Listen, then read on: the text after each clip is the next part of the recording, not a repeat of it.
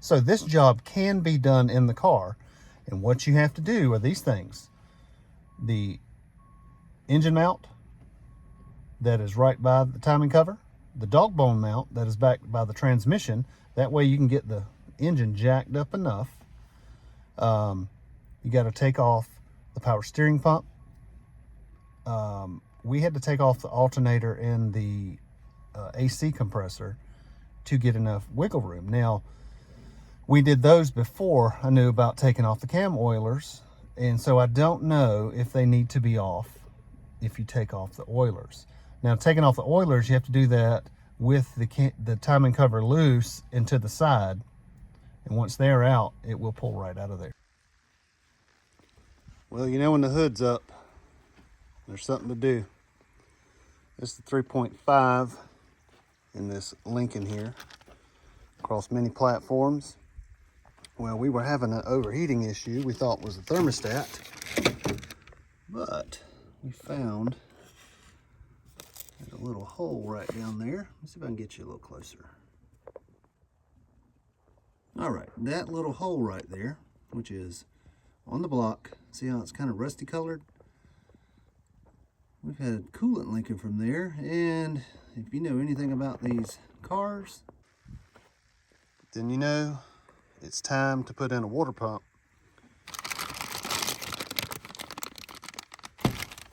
And this water pump isn't like a normal car and on the outside of the engine, it's actually inside. And this is driven by the timing chain. Kind of a dumb idea. And also about a $2,500 repair at the dealer. So we're not going to do that. We're going to take it apart. We're going to put this thing in, and it's going to take us some hours, and we just got to tear it apart and do it. Did a timing set on our Navigator, and it was my first time doing one, and it was a success. So this has got to be, I don't know if I'll say is easy, but doable. And so it's time to get working. All right, so we got it on the ramps. I'm using this board here to hold up the hood, and gives me several more inches to area to work so I don't hit my head. So 8mm gets these loose for the battery. Let's go ahead and took it out. Go ahead and loosen up the intake tube. This little clip here, pull it down, that slides off. This one slides off. There's a little tab underneath here for the mass airflow meter. Plenty loose. Go ahead and pop these. That whole thing can come out and get out of the way.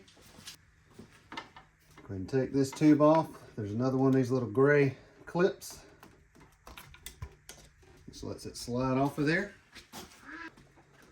So what I'm going to do is I'm going to start up top, and I'm going to get to where I can take the intake off, move this wiring, get all of this unplugged, and before I go down on the bottom and drain the oil and the coolant. So being up top, this is just where I'm going to start. All right, so on these coils here, pull the little red tab down, and then they should slide off.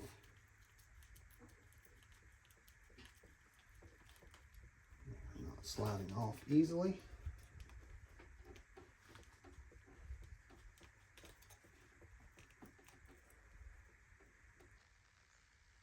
Okay, so I just took my screwdriver. This was a little stiff here, and pressed it down, and it clicked hard. Thought I broke it, but it didn't.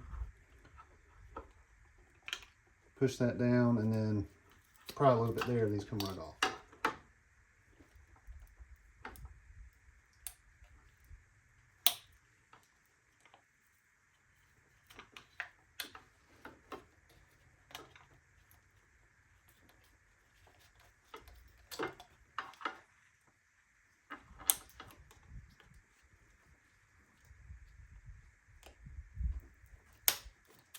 There we go. These are 8mm. Now we can take the coils out. There's a little tab here. Gonna let that one slide off.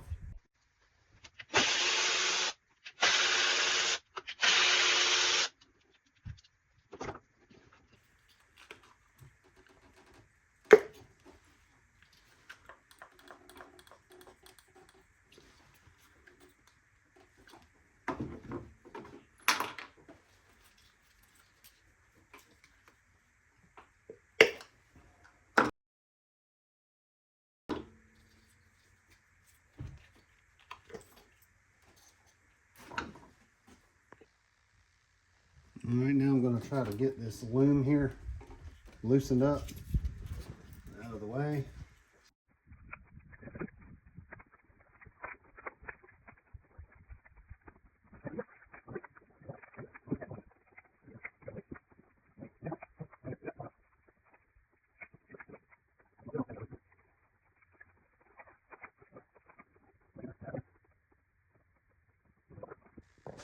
Right there.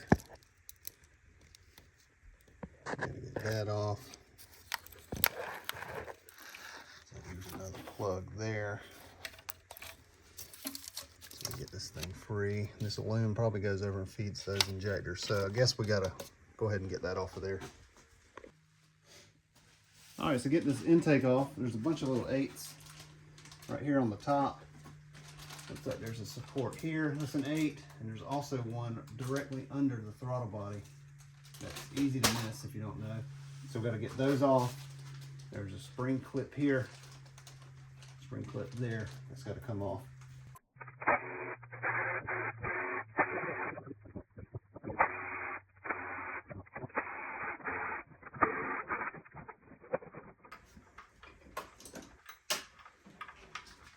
You want painter's tape to hold them together? No, because wherever I sit the intake, You want to I'll put the put screws back in? yeah, I think that stays in. What stays in? That one wouldn't come out. There's one right there needs to come out. And that won't reach it.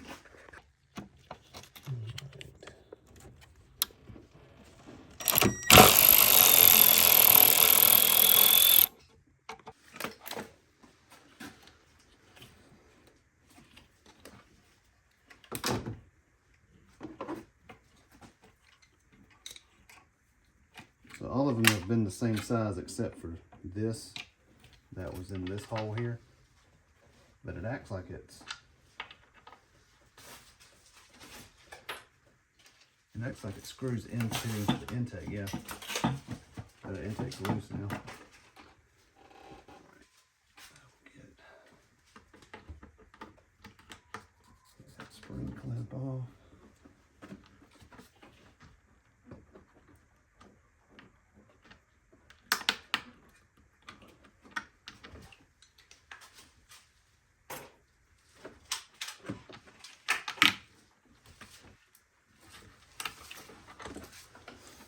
Which one was the short one you had?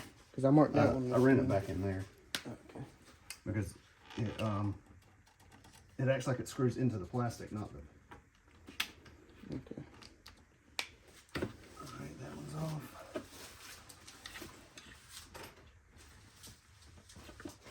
Get the skin.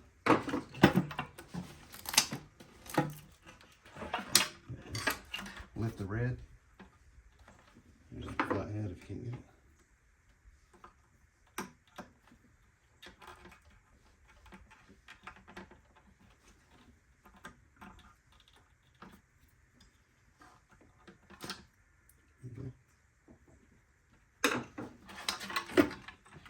Just pull slow because there's another plug. Into that thing you push down. Okay. Alright, intake is free.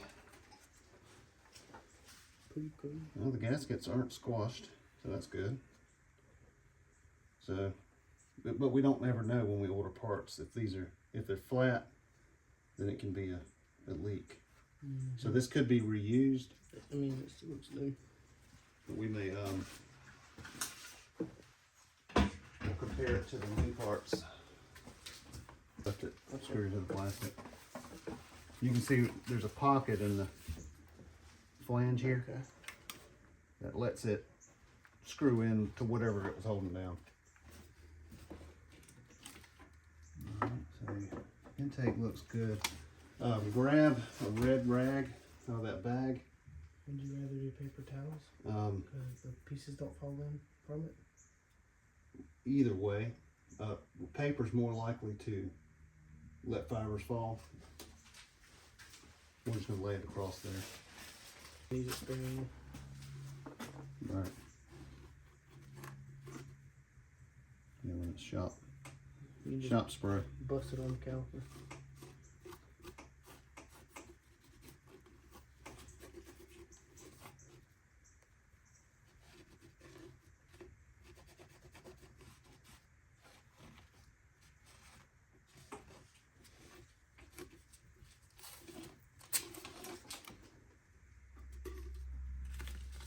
Making fun to overlap.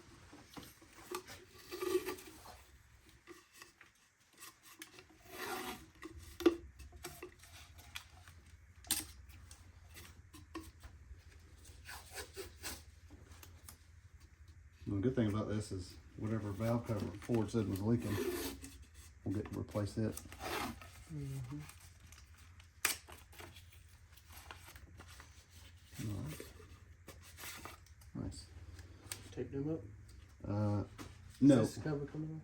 it is, but we've got to get this harness and all unplugged. So these here, these have got to be unplugged, and the coil packs. You got to push the red tab down.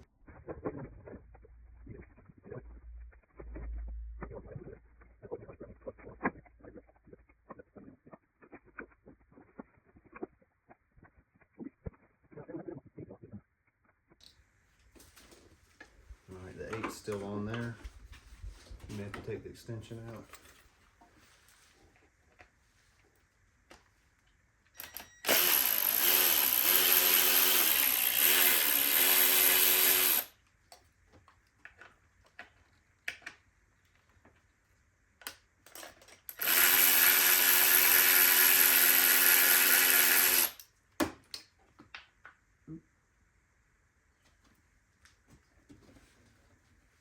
That's a thing for your engine cover, but you don't have it wasn't on here. So, Engine covers are stupid. They just make it overheat.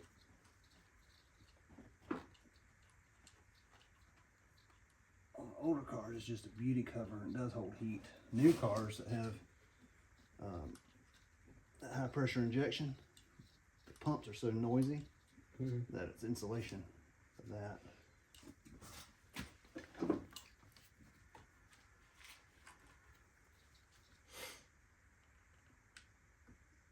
Can you see in that the head of that thing? Is that like a Torx? Yeah, it's a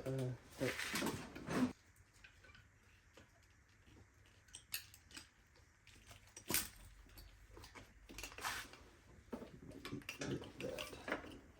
I'll lay it right here. what is it?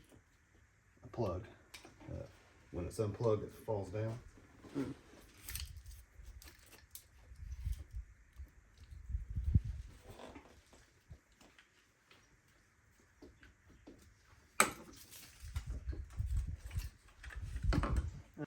That's got to move. That's probably 10.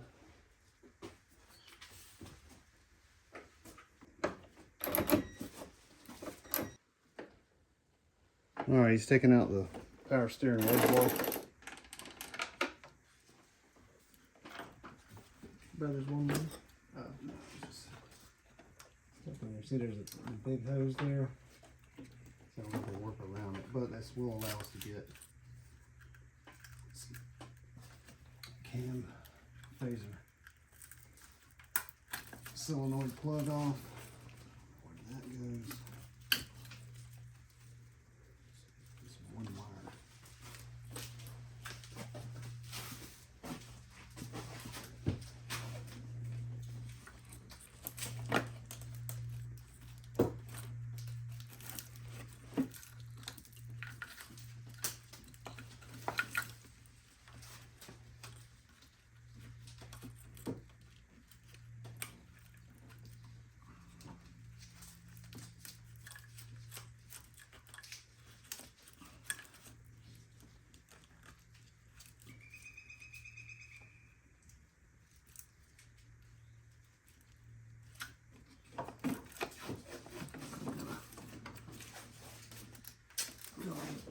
plug I can't see.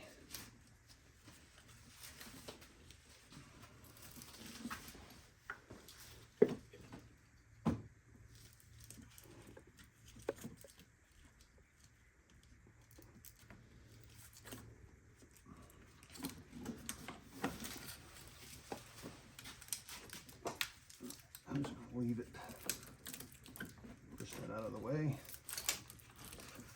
That's out of the way.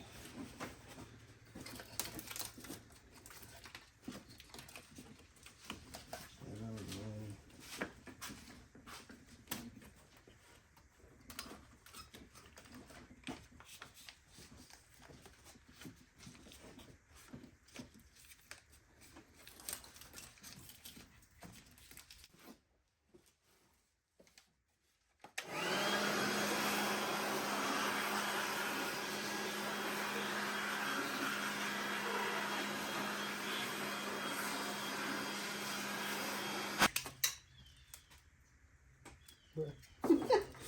You know there's more on it. Dude, what's the point of this? Just to hold something up? Oh, what's this? See how that's bent? Whoever was in here didn't put that on right. That's why my car's messed up because I didn't do it right the first time. Yeah. Oh, and the next one's a 10? You put them in that thing? 10's probably going to be all the valve cover.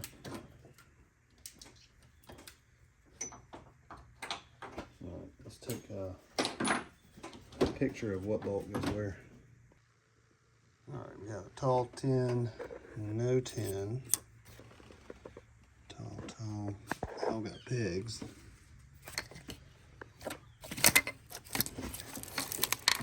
Alright, so all of these have pegs. Looks like all of those have. Yeah. The two that got red gotta go back over here. Okay.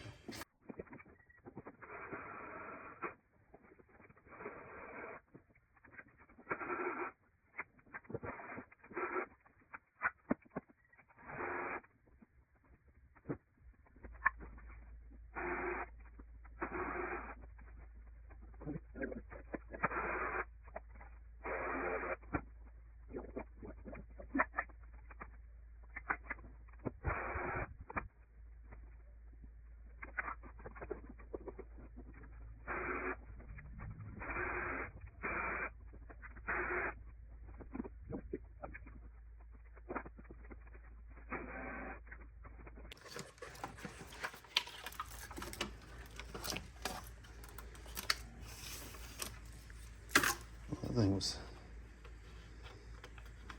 It's really hard. Mm-hmm. So I'm glad that's getting changed, even though it's not deformed. Well, everything in here looks good. Sorry, I'm not showing everything we had to fight in this area.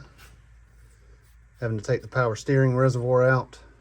There were 3 bolts over in here. But now we're at this point. So, fluids have been drained. Now we're going to put the jack and a block under the engine. We're going to pull off the tire. And then we're going to pull off the motor mount. And then it's on to the timing cover. All right, so here we are on the bottom side. There's a couple jack stands because I couldn't get the tire out. I'm going to pull off this little cover here, and the harmonic balancer should be behind there. So then we can take the belt tensioner and the harmonic balancer off. All right, so there's that piece, and it's actually more than just the 4. There was 2 more. There's the harmonic balancer. There is the tensioner. Now we're gonna get the tensioner off. See that square?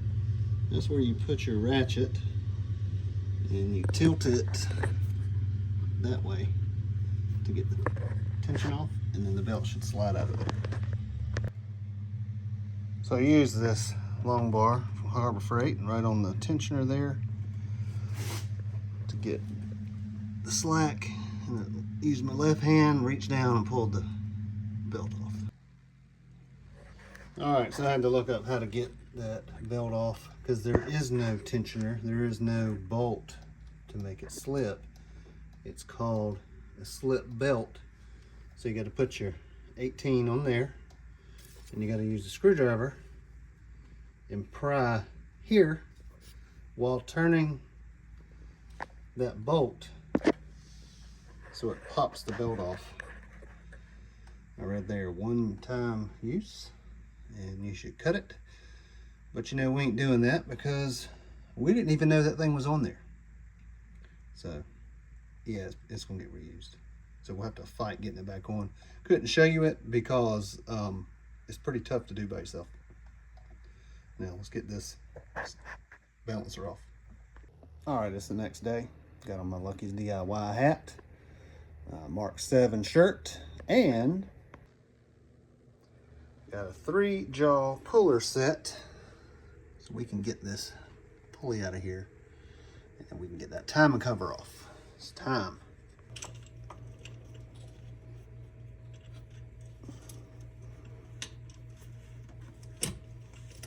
Okay, it went in.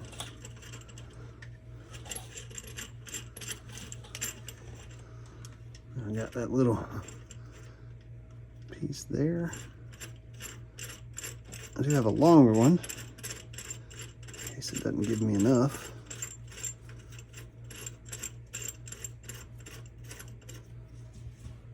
Okay. I don't know that I have enough threads here to get it off of there. I'm gonna give it a shot.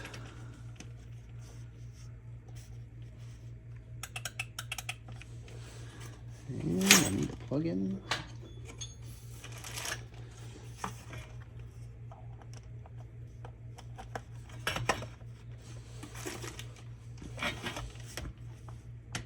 All right, take 2.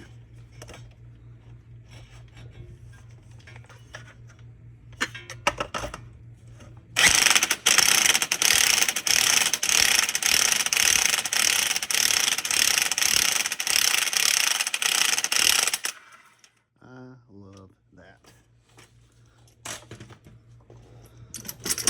Nice. 3-jaw puller. All right, let's get this.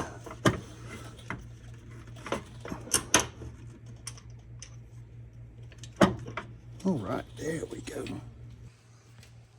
All right, tensioner was like right in that area. It's 3 8mm bolts. One is very tough to get out. Now we're going to take out this motor mount as we have the engine supported with a jack and a board.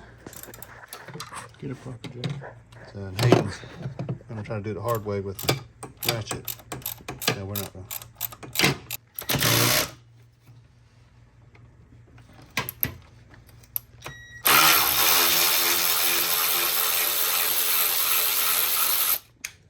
That one and that one is 18. That one's not. I think there it is. That's 18, and these are 21s. 15 on that bottom one down there. Alright, saw the engine move a little. The engine is off of the motor mount.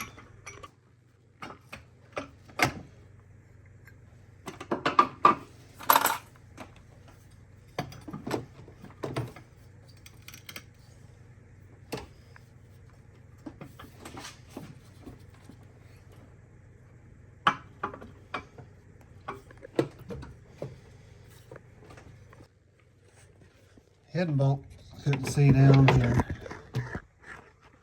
It's keeping all this from coming off. Just leave it on. You know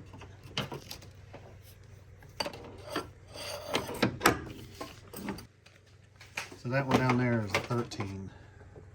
13, 15, 18. 13, 15, 18. So this whole thing come out.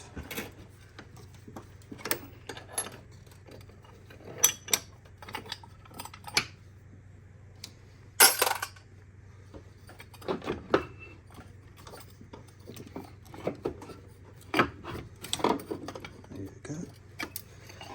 All right. can see timing cover.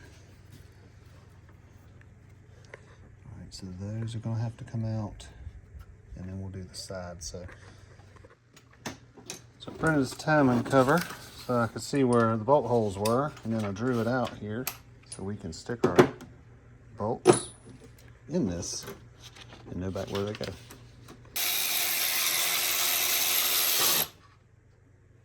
Bottom left.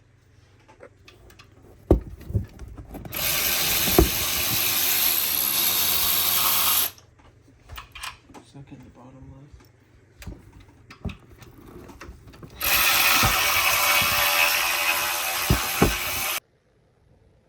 So, it is the morning of day 3. Now, there is a pretty significant gap between when we were taking the bolts off for the timing cover and where we are now.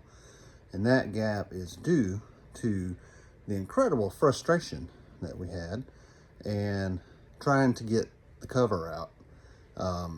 It did not make for me wanting to video anything. So I'm going to give an overview.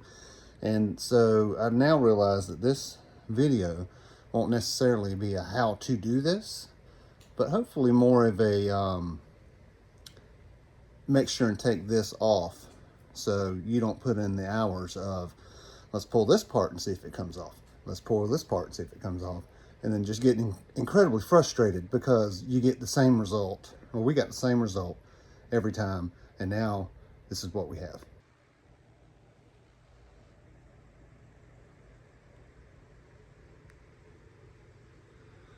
This is an incredible mess. So as you can see, right over there is the timing cover. That is the air conditioner, clutch, and pulley.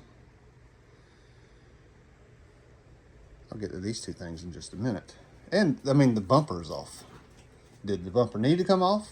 We thought, maybe. Nothing else was working. But no, the bumper doesn't need to come off. We were actually trying to get the fan out just to get a little more room. And the fan was proving incredibly stubborn. And so that would not work either. So that brings us to this. This is the timing chain. These are cam phasers. That is the water pump. You see the cover is out. Now, we kept getting the cover jammed. There was not enough room for it to make it out past, and that's where these come in. These are the oilers for the cam phaser. And they bolt up just like that, right there, on both sides. Now, where those oilers sit, we kept hitting them here, and this, and this. Kept hitting, no matter which position we tried to get it out, kept hitting. Now, I didn't know they could come off. Wondered at one point if they could come off and it would make things easier, but it was kind of like, I think that's the oiling system. I don't know if it should come off, blah, blah, blah. So we just kind of didn't think about that again. So we pulled the alternator off. So it quit hitting the alternator and started hitting the AC compressor, which is right down there at the bottom. I pulled the pulley off. Then it was hitting the snout of the compressor. Started trying to pull the compressor off. It wouldn't come off because of the hard line that's down there. And actually, the hard line that's up here now. And so I had to discharge the AC. And then, once the compressor come off, it wasn't hitting that anymore, but guess what? It still would not come out because the oilers were in the way. Just take them off. It's these 8mm bolts. And there's these O-rings where it goes in to the, I think that's the cam. Yeah, it goes into there. Just take it off. Start chain removal. So we'll start by removing the VVT actuator housings.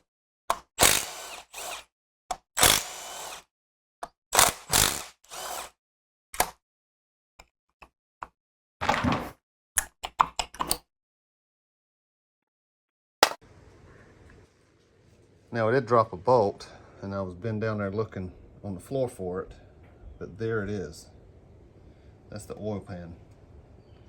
So this bolt I was missing on this one here, I've got to fish that out of there before I do anything else. So once I do that, then I'm going to line the cam up, the chain, so the dot that's right here is over on this side, and the dot on the left side should be at 11 o'clock, and then down here at the bottom, that its dot should be pointing, I think, at 1 or 2 or something like that. Then we can clean this chain and mark it, because we got to take it loose once we get the guides out. All right, so about 1 o'clock, about 11, but down there it's at about like 4 or 5 o'clock. So I'm going to wash this chain with some brake clean so we can mark the parts there of the chain where the dots are, so we can line it back up. All right, we got the cams marked. He's actually working on getting the tensioner for the chain guide out. We've got the cam locked, and we also marked both here so we can see if it moves at all.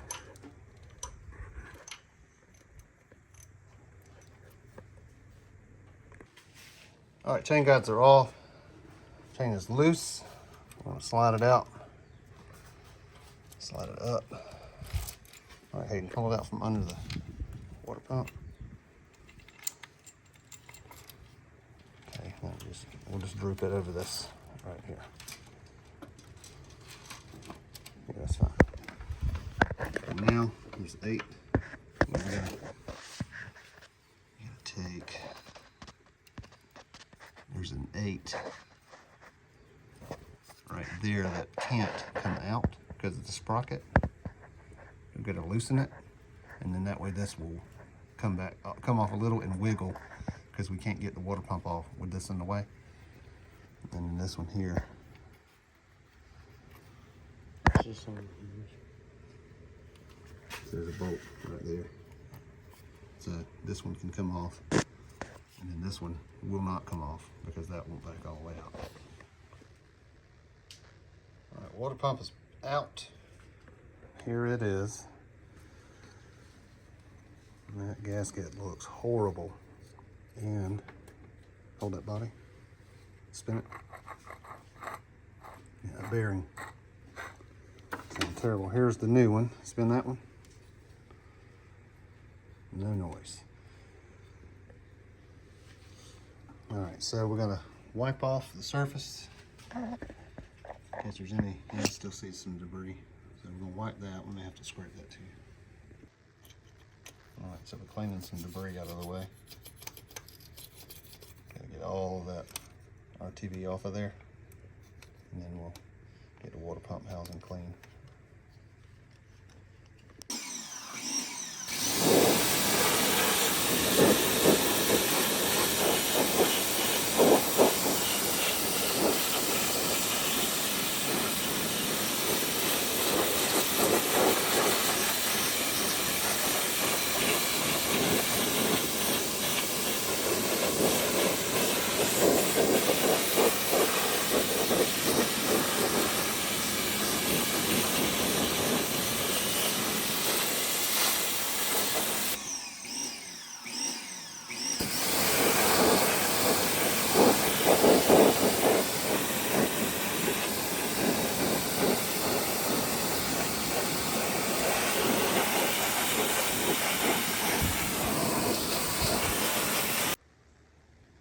All right, got all the grime off of this cover.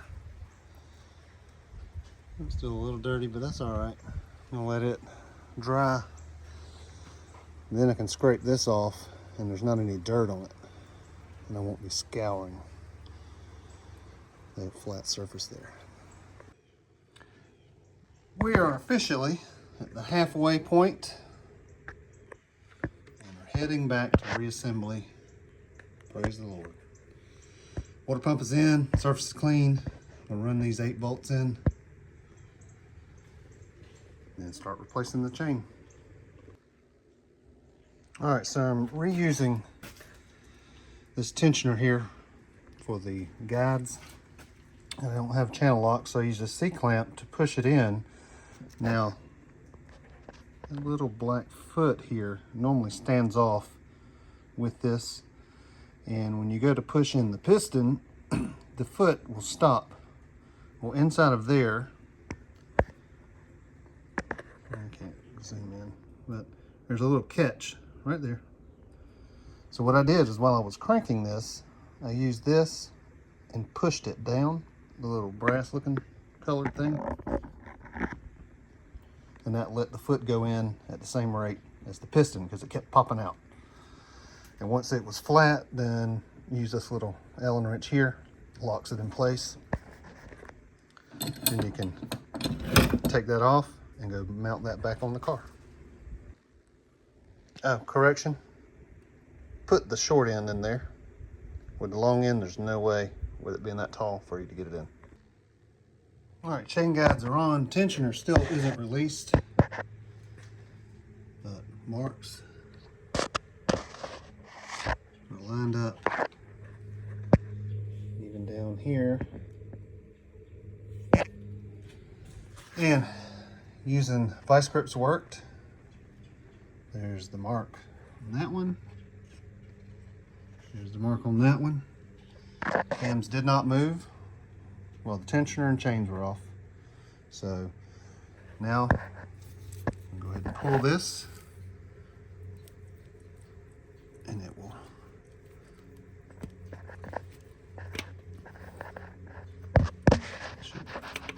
come on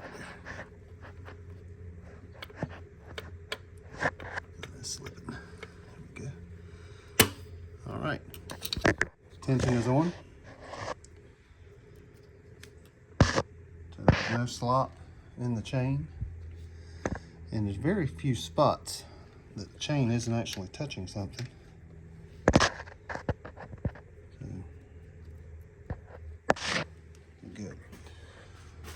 All right, so now I gotta get the timing cover, get the seal replaced, get it cleaned as far as the gasket surface, and then come and check this one more time. And then I may be able to smear on the RTV and put the cam oilers back in. And that would be exciting if we can close at least the front of the engine up. New seal is in. Got some ultra black. It's almost time to glue this thing on. All right, cover's back in, silicone's on. We had to make the bottom of this point at like 4 o'clock for it to go in there. Now we're reinstalling the oilers for the cam phasers, and then we can put the cover back on. Timing cover is now on. Motor mount flange is going on. All right, day 4 on the car.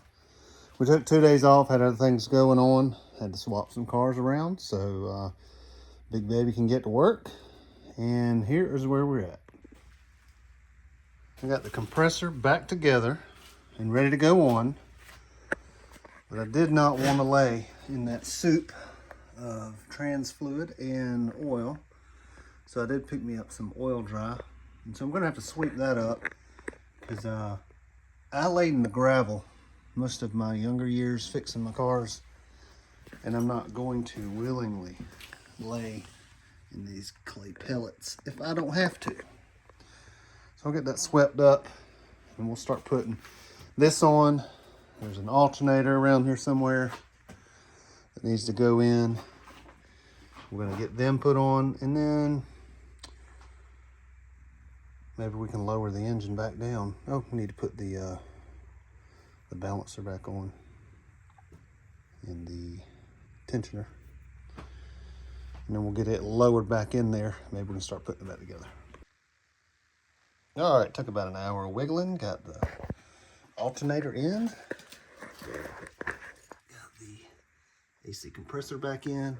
Got the engine lowered. Got the dog bone mount back in. Now I'm going to get the tensioner in and the harmonic balancer.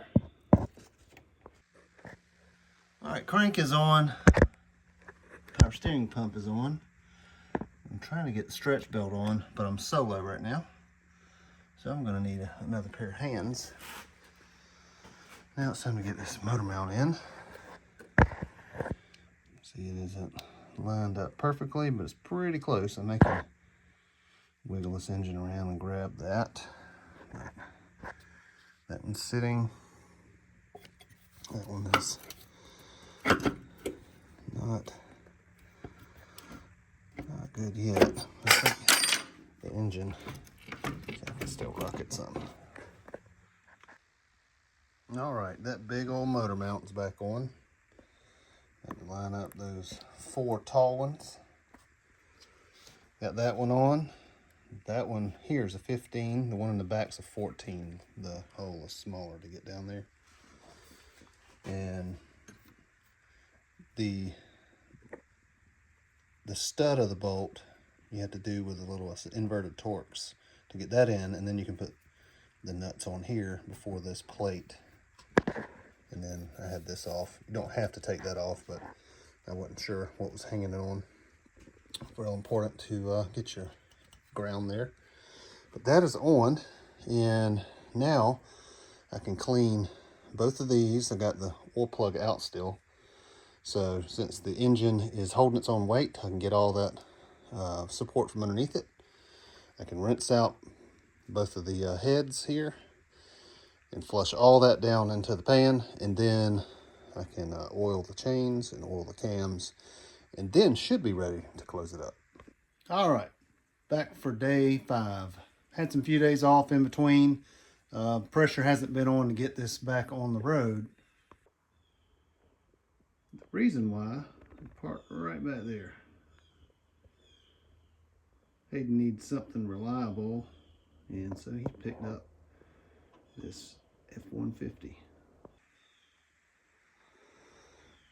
So now I'm going to start cleaning out the top of this head here and on the back one with some brake clean.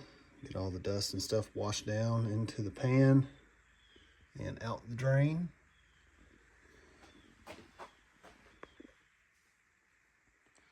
Got them all cleaned up. Spark plugs are already loose, so I'm going to get those swapped in. All right, here is the front 3. A little oily on the middle one there. These are the back 3.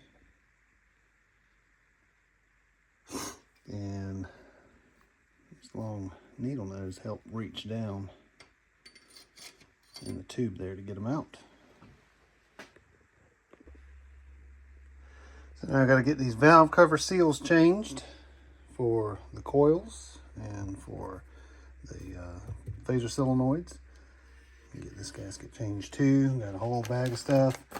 Even got these here that go into the bolts that hold them down.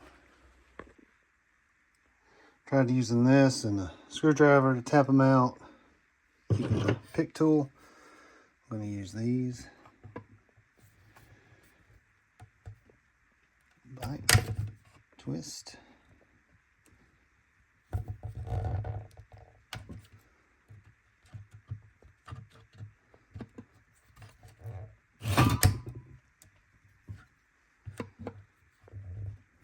These are got to be original.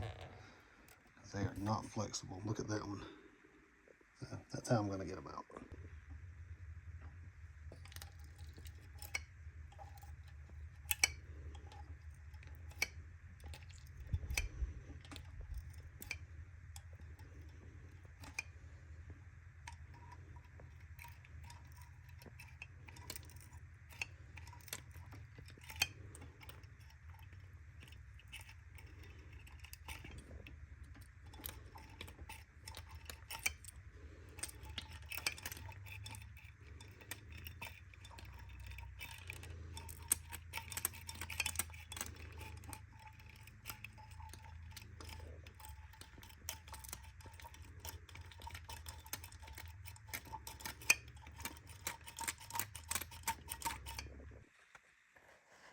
All right, got this valve cover on. I'm gonna put those seals in after I get it tightened down.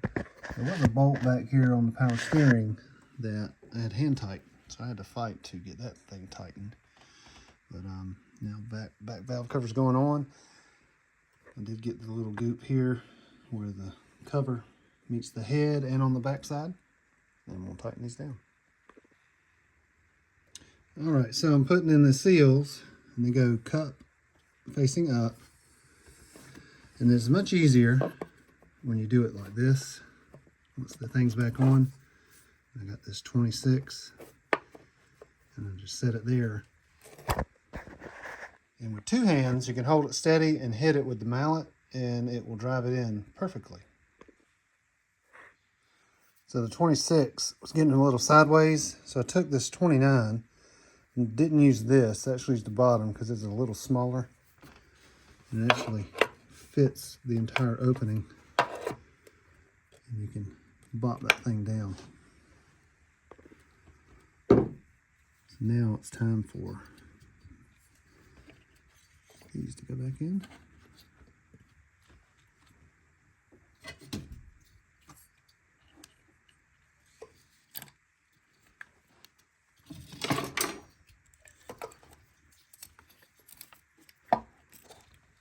Okay. Put the bolts in, and backside is closed up. All right, got the bolts tightened over there. Got this one on, bolts in, seals in. Now it's time for the coils. And you can see this one is not like the other one. Well, this one here was in the middle and tore off. I didn't know it at the time. I was just pulling pieces out. Fortunately, they sell a kit at O'Reilly. There's your part number. It's like $7, and I was happy to pay it and not have to buy a whole new coil. So it looks like it, I guess it just slips on there. There's a new boot as well. I might as well put that on since I got it. All right, since only the upper intake got taken off, these aren't squashed, but I've got new ones here. So I'm gonna go ahead and put those in. All right, spaghetti wiring harness is going in. 6 bolts on the intake. The hose is hooked up. Get this hose back on the power steering reservoir. I have to put in the overflow for the radiator. And about to get the ends put onto the alternator down there into this cam phaser solenoid. Air box is back in. Plumbing's going on. Last couple lines are about to get clicked in. Alternator still got to get hooked up, and then we got to do the belts and fluids. And then we'll be ready to start up probably tomorrow. All right, back in the garage. Had to run to town. These here are coil bolts. We lost one and we broke one. And so I needed 2. Can't just get 2. You got to get a whole pack for $20. But we needed them. The dealer's closed on Sunday, so couldn't go in there, but who knows what they'd have cost from the dealer. So I'm going to put these in.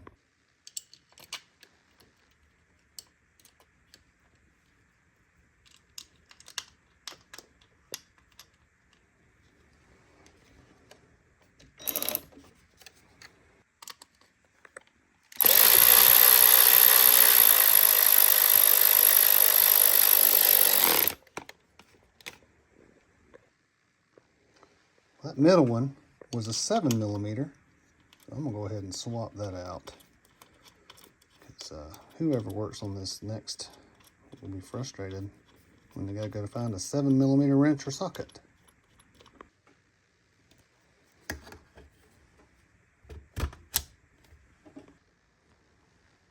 I'll put in some ATF, power steering reservoir.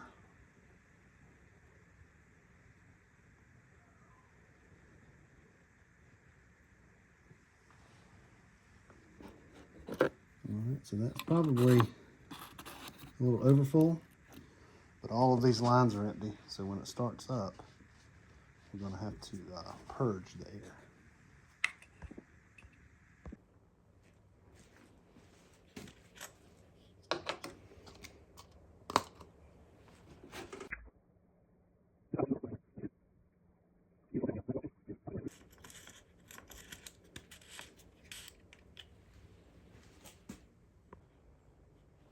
Alright, let's add some coolant.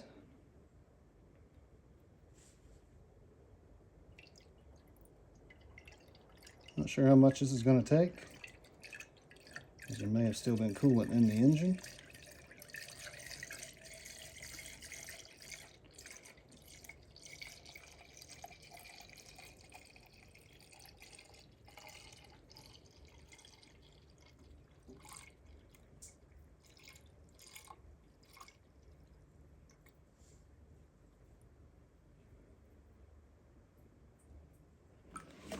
I heard a sound, and I know what the sound is.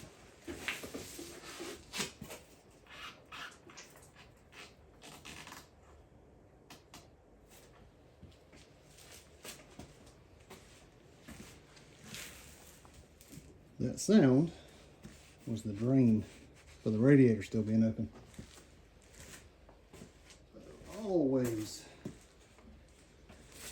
check your drains. I don't think much got out.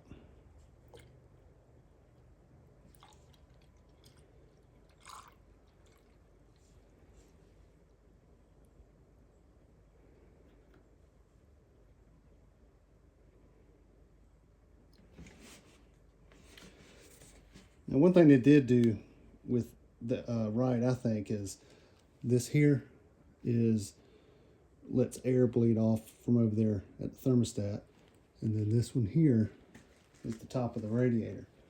So as the line on the bottom of this jug sends out coolant, it lets the air come back into the box.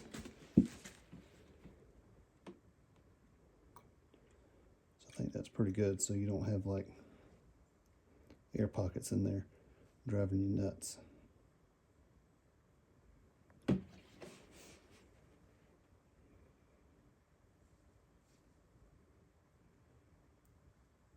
Yeah, I can see the level dropping inside of there. You can hear it.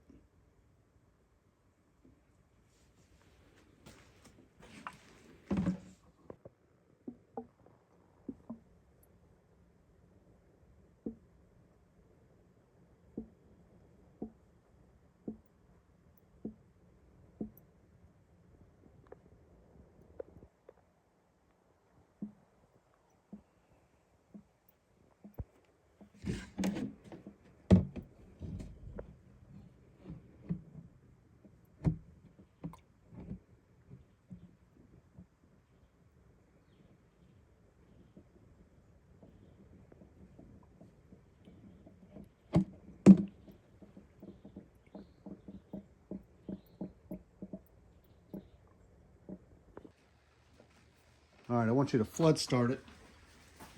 So that means turn the key when the lights come on, put your accelerator to the floor, and then crank the car over so it will not fire the injectors, and it will spin the motor, and that way we can let the oil pressure build back up since we had the cam and oilers apart.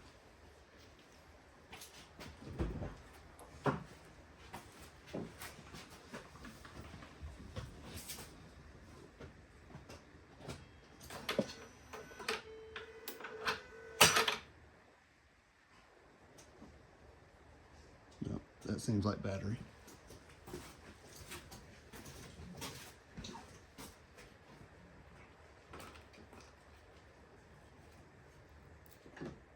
Yeah, the back one was not tight.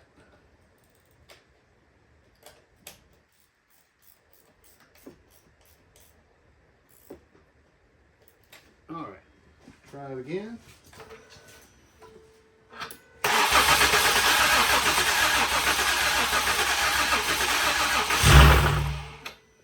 All right, now key off. Now let it crank regular.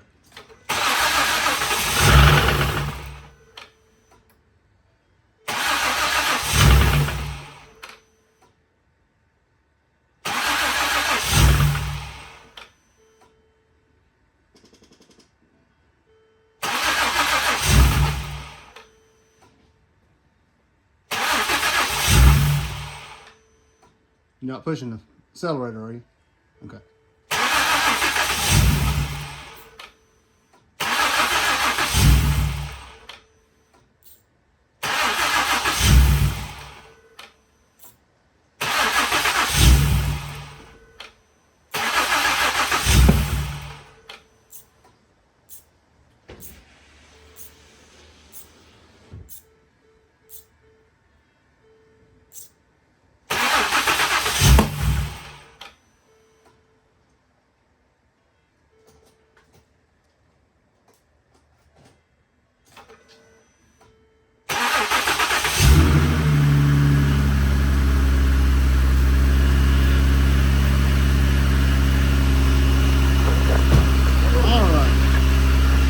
I was worried there for a minute.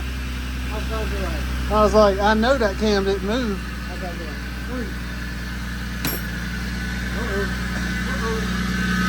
Alright, what we got? There's a transmission leak. I can go ahead and shut that down. See where that is.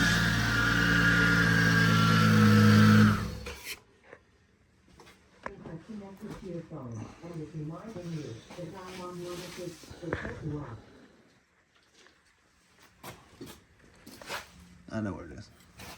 It's this cooler fitting that I had taken out. It's not tight. So I thought it was tight. So This one? yep, we'll need to back it out and tighten it back in.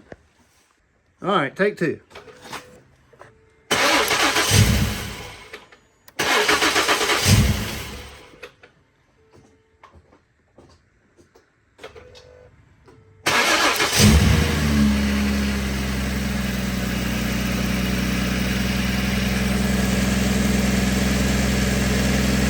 Good. Maybe it's wasn't tight. Alright, I can deal with that. Alright, coolant is empty again. And then put some in there. We'll have to purge the power steering once it's on the ground, and you can run the wheel side to side. That way it don't fall off the ramp.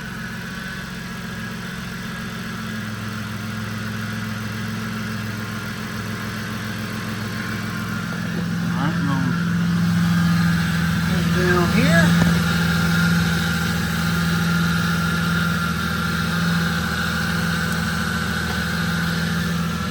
Oh, it's still.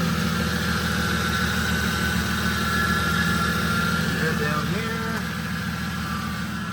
Weight phone's not low, so that's good. Oh, that's great. The weight hole. I think it's fine. Should be. Anything new.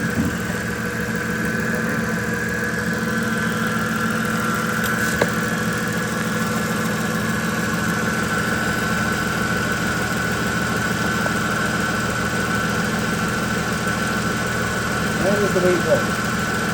And that is right. And that is exactly what we spent. That is exactly what we spent about 20 hours doing.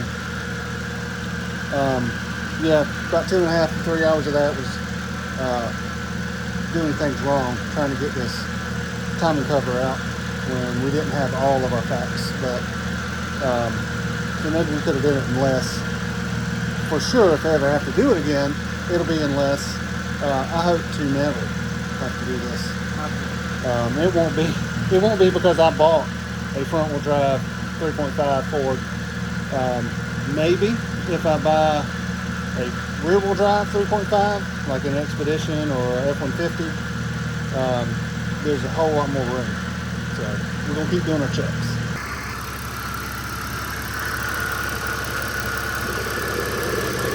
Nice and red.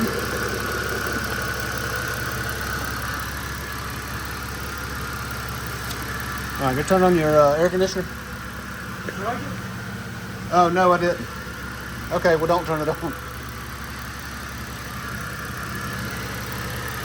So we got a little smoke, and I'm sure there are fluids that have drained down and spilled. Let's check this. All right, so still got a leak on the power steering, which is great. Looks like maybe the banjo bolt. The banjo bolt washer is on tight. I'll have to take care of that, and I don't know how. Well, I do know how, but it's not fun. So if you're doing this job, the power steering belt does not have a tensioner. It's called a stretch belt. And to get it off, you have to use a flathead. To get it put back on, we were fighting the thing because we were trying the flathead method to get it on. And Hayden happened to look up a video and saw a fella using zip ties to zip tie the belt to the power steering pulley. And as you drive the crank bolt, it was able to put it on first try. Took 5 seconds, and then the zip ties popped. And we didn't use the big zip ties. We used the small little black ones you get from Harbor Freight. And it went on, and it was so easy because we fought the thing for about 45 minutes beforehand. So look up stuff on YouTube and find the shortcuts to make your job easier. All right, been a couple days again. So this is day next, maybe 7. Banjo bolt was leaking at the power steering and had to go back in and tighten that. So it's buried right back there. So this had to come off, that hose. This slides out. I just discovered that after I unbolted the bracket.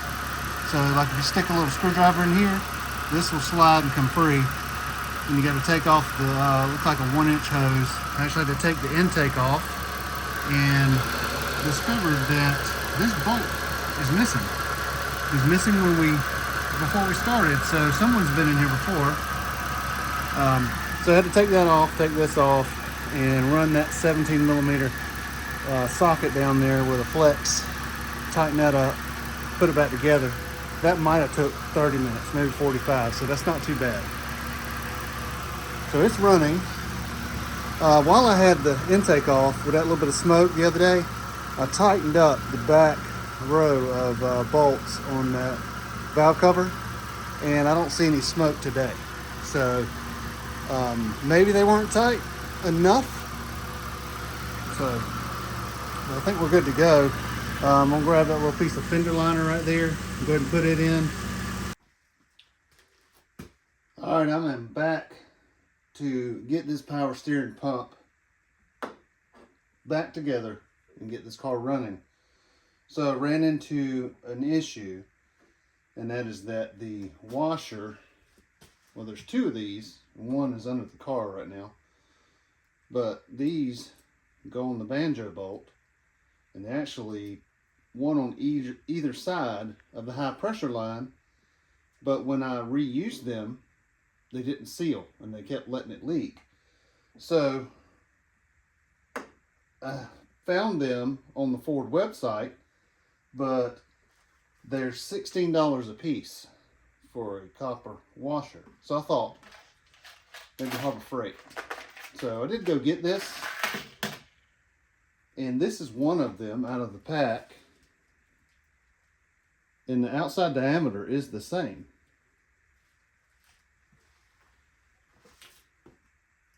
But I don't know if you can see that the inside diameter of the new one is just a bit smaller. And that bit smaller keeps it from going onto the barrel. So that was a useless buy. It was $7. So it was worth it for me to see if they work. So I called Ford, and they had to order these. Here's the part number. You're gonna need 2 of them. They're $16 a piece. So I got them. Gonna put it in. I'm gonna clean the surfaces back there just in case there's any dirt.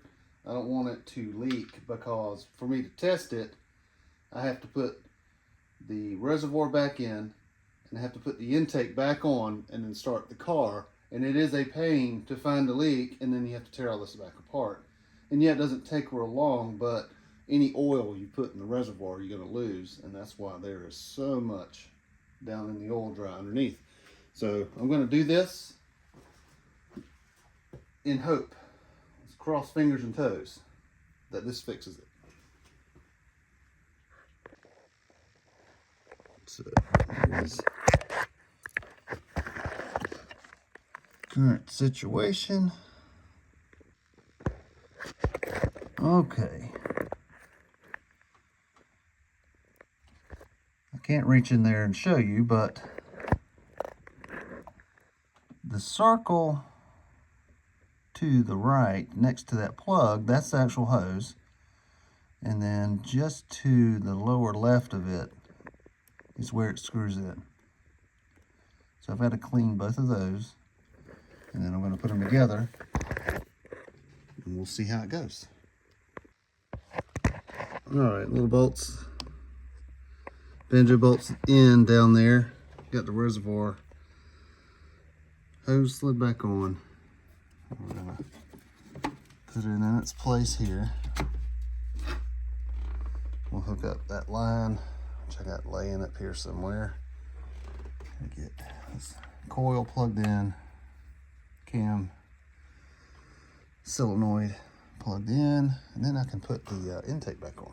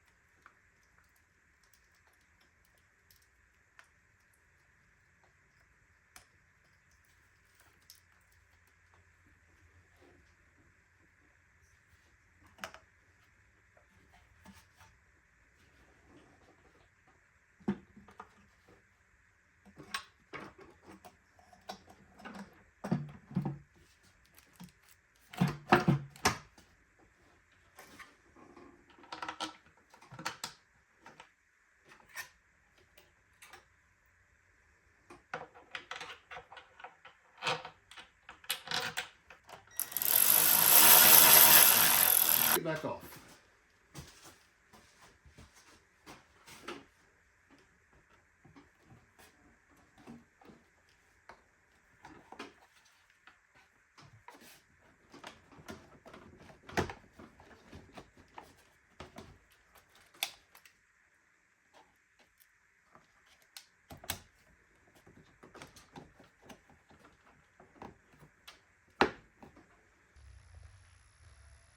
Well, she is out of surgery.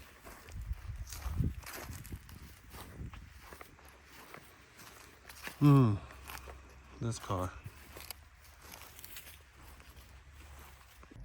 So now that the MKZ is done, and reflecting back, first of all, from what I have found, this was a $2,500 to $4,500 repair, depending on where you took it.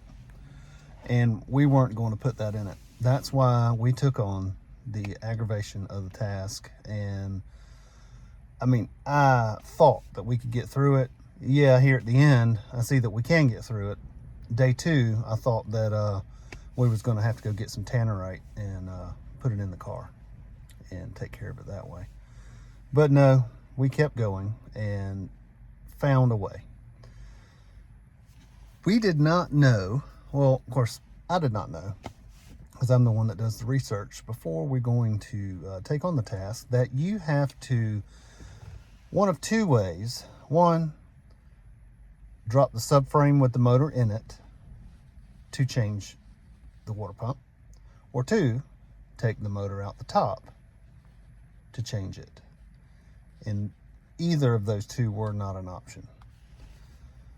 And unfortunately, I found that out at the end of day 2, and there was just, only thing I could do was go get an engine crane and pull it out that way. But then I found where the fella that had it out on the subframe took those cam oilers off, and that is what was holding us up from getting the timing cover out. So this job can be done in the car, and what you have to do are these things: the engine mount that is right by the timing cover, the dog bone mount that is back by the transmission. That way you can get the engine jacked up enough. You got to take off the power steering pump. We had to take off the alternator and the AC compressor to get enough wiggle room. Now, we did those before I knew about taking off the cam oilers, and so I don't know if they need to be off if you take off the oilers. Now, taking off the oilers, you have to do that with the timing cover loose and to the side, and once they're out, it will pull right out of there. So if you're doing this at home, power steering pump, go ahead and take it off. Get those two engine mounts unbolted, and that way you can jack it up. Put a board under your oil pan and jack it up as high as it will go, and that will give you more room. Hopefully you don't have to take off your alternator and your AC compressor, but if it doesn't come out, then you got to do that, and that does suck. And I'm sorry that you're going to have to do that, but this is a $4,000 car, and we're not going to put $4,000 worth of repair in a $4,000 car. But what you should do, if you're considering buying something with the Ford 3.5 in it, is to find that weep hole and to see if it is rusty, to see if it is wet. And that will tell you that if you're not someone that can turn wrenches, that your wallet's going to be a bit lighter if you buy that car, because these water pumps last, from what I have gathered, at the minimum about 80,000 miles. I don't know if this car has ever had it done. Someone has been in there because one of the bolts for the intake was missing. So I don't know. The chains look good. The phasers look good. If someone was in there and replaced it, this car now has 160,000 miles. So that would mean it's time for its second. So do consider that if you guys are looking at anything with the Ford 3.5. That's going to be the Edge, the Fusion, any of the Lincoln variations, even the new Expeditions and Navigators have the 3.5. Now they're front wheel drive, so there's they're rear wheel drive. So there's probably enough room to do that in front of the engine. But do you want to do that? Do you want to go that far? Because it is a lot of bolts, it is a lot of procedure, and if you take adequate pictures while you're doing it, you'll know where things go back. Another recommendation: use Ziploc bags for each one of the pieces you take off so your bolts are organized. We didn't do it. They were in a magnet tray, and normally I take them all off. I kind of memorize what goes where, but I didn't do that because we were working together taking things apart, and it was just, I had to think, okay, these black bolts go here, these silver ones go here, and a few of the things we did put the bolts with the parts, like the coils and the intake, but it was the other stuff. So can you do this? Anything can be done. A person built this car, so a person can repair it, but you've got to gauge, is it worth it if you haven't bought it yet? And if you're going to buy it, do you have the tools and capability, or do you have the checking account that can have someone repair it for you? So consider those things. Thank you for watching. I hope you learned something, because we sure did. We learned many things. Now we're going to put this car on the road for someone else to enjoy, since Hayden's got a truck, and we'll be back next time working on something else. So take care.